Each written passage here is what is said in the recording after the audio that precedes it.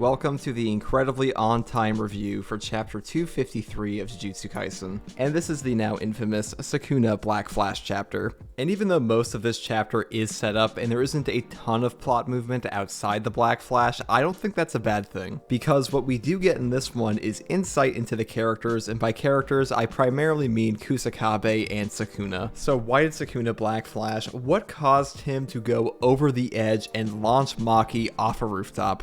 And I know I am jumping ahead here, but this is really the conversation piece of the chapter, so I'm going to delve into this first. And the answer the chapter gives to this is that Maki has zero curse energy, and the idea of fighting someone like this intrigues Sukuna so much that he just popped off. And the most interesting line here for me is Sukuna saying, "This fight will determine what is worth developing, the body or Jujutsu." And I'm going to give my interpretation of this, and really what I like about Sukuna in general here. As much as the characters in Jujutsu Kaisen treat Sukuna as the pinnacle of Jujutsu, he himself doesn't see it this way. And what I mean by that is, while yes, Sukuna does view other characters as weaker than him and beneath him, he doesn't see himself as having peaked. He is an eternal student, and he's always looking for new ways to use Jujutsu, but in this case, Maki has none of it. So in Sukuna's mind, he's finding out, is this the peak of Jujutsu, having no curse energy at all or mastering it? And the more important thing I want to touch on here is that curse energy itself, it really is the villain in Jujutsu Kaisen. People say that Gege Akatame is glazing Maki and Toji all the time, and they're right, he is, and it's because they're two of the most important characters for what they represent. Since these two characters are the only two characters to have ever truly escaped from the endless war of curses. So I'm not really that surprised that the revelation of someone like this to Sukuna put him in the zone and had him Black Flasher off a rooftop or off a bridge. And a big question from a lot of people is whether or not Sukuna killed Maki here or he ended the fight here in one punch. I wouldn't be surprised if the actual fight ended here, but as far as Maki dying is concerned, I completely doubt that. Maki did take a devastating punch from Sukuna, but she also got punched off the page, so that pretty much primes her to come back after healing or something. The person I am way more worried for than Maki is Kusakabe, because we see at the end of this chapter, he is the last one left standing, allegedly, and he has to fight Sukuna by himself. Kusakabe simply does not stand a chance against Sukuna. Everybody knows it. He knows it, even though he's getting gassed up as the #1 grade 1. He has no shot. I mean, Sukuna just a Black Flashed. He is at 120% of his potential, and there is more to come. I would bet on the floating torso of Gojo to be more effective than Kusakabe at his peak, and that's just the truth. But I will say the thing I'm actually looking forward to in this fight is to see Sukuna interact with somebody that isn't Yuji and has no curse technique. And I know that Maki falls into this category as well, but Kusakabe is far closer to Yuji in power set than Maki is. Or at least he used to be, because now Yuji has blood manipulation on top of God knows what else. And many people have mentioned that Yuji is still up and running, and that's true, of course he's up and running. He's our boy, he is the champion of Jujutsu Kaisen. And Yuji being around has made me wonder if we're just going to have a fake out here and there won't actually be a Kusakabe versus Sukuna fight. But even if Yuji does show up and bail out Kusakabe, and I say bail out as if we're not just talking about who gets the privilege of being murdered by Sukuna, but the thing with Yuji coming in is even if he does, Kusakabe can still die because Kusakabe does have a ton of death flags, and Kusakabe at the end of the day is a mentor character. And Kusakabe really brings up a good point at the end of the chapter that he is the last one left currently fighting Sukuna, and this kind of goes for the whole series in general right now. I know that we have characters like Choso still running around, and Yuji has obviously not given up yet, but still, the big thing here is they are running out of bodies to fight Sukuna with.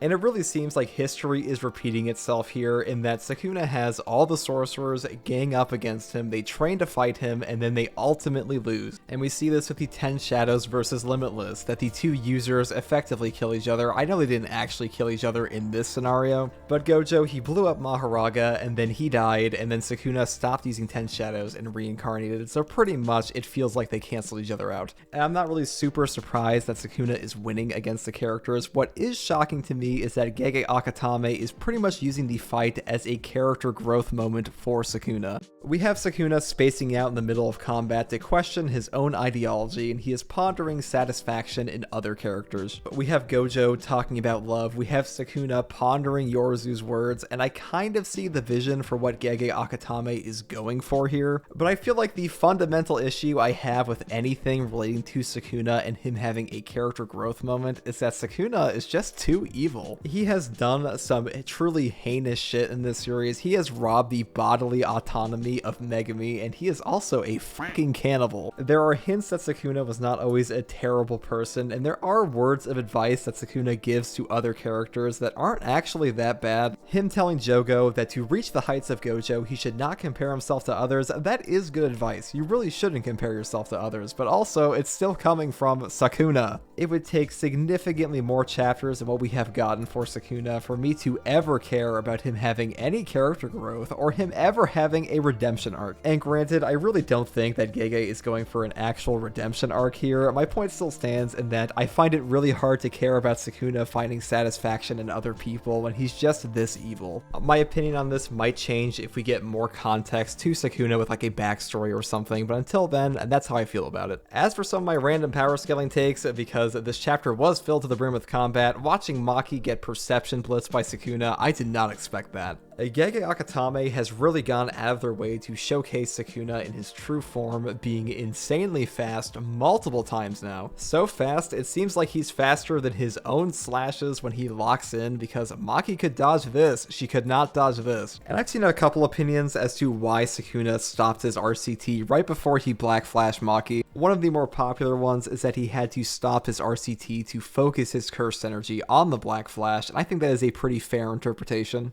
Another is that Sukuna is so focused that he dropped his RCT. Either way, the end result is Sukuna Punch. And as far as the actual story is concerned and the future of Jujutsu Kaisen, are we approaching the end times with the merger? Because it definitely seems that way. I'm really on the train that the merger creature is coming ever since they told us that the characters in the story can survive it if they are sorcerers, because prior to that, they all had to die. The way things are going, the brutality of Sukuna, I expect Sukuna to pop off even more as the chapters go on, and people are probably going to be even more pissed. I think most people are getting to the point in the community that they feel like something big is going to happen here, a huge plot twist, because a conventional victory just doesn't seem likely. Even though we do have Megumi being in there set up, and Yuji is still going after him, and realistically, that is the best option as far as I'm concerned. If Megumi takes over his body again, you have effectively defeated Sukuna, no matter how cheesy it may be. And that really brings up one of the biggest questions a lot of people have, is if Megumi does come back, how would Sukuna get out again, and where would he get another body?